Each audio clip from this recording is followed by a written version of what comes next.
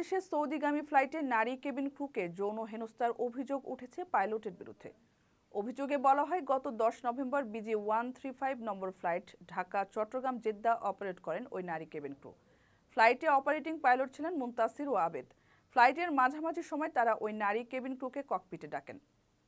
কুশল বিনিময়ের এক পর্যায়ে পাইলট আবেদ তার সঙ্গে অপেশাদারমূলক কথাবার্তা বলেন। পরবর্তী সময়ে ককপিটের দরজার সামনে তাকে একা পেয়ে জোরপূর্বক হ্যান্ডশেকও করতে চান।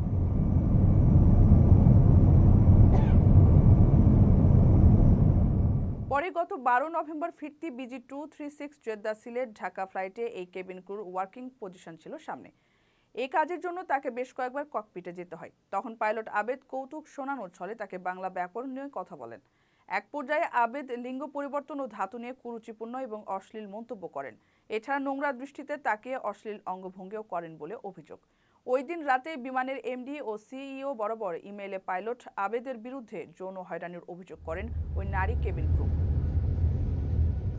অভিযোগের বিষয়ে পাইলট গণমাধ্যমকে কোনো বক্তব্য দেননি। এ বিষয়ে বিমানের MD শাফিকুর রহমান বলেছেন, তদন্তে অভিযোগ প্রমাণ হলে দায়ীদের বিরুদ্ধে কঠোর ব্যবস্থা নেওয়া হবে।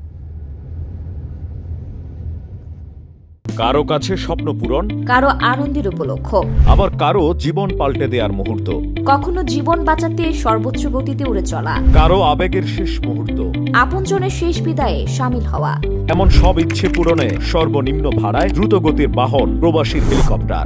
আপনার প্রয়োজনে যোগাযোগ করুন আমাদের হটলাইনে।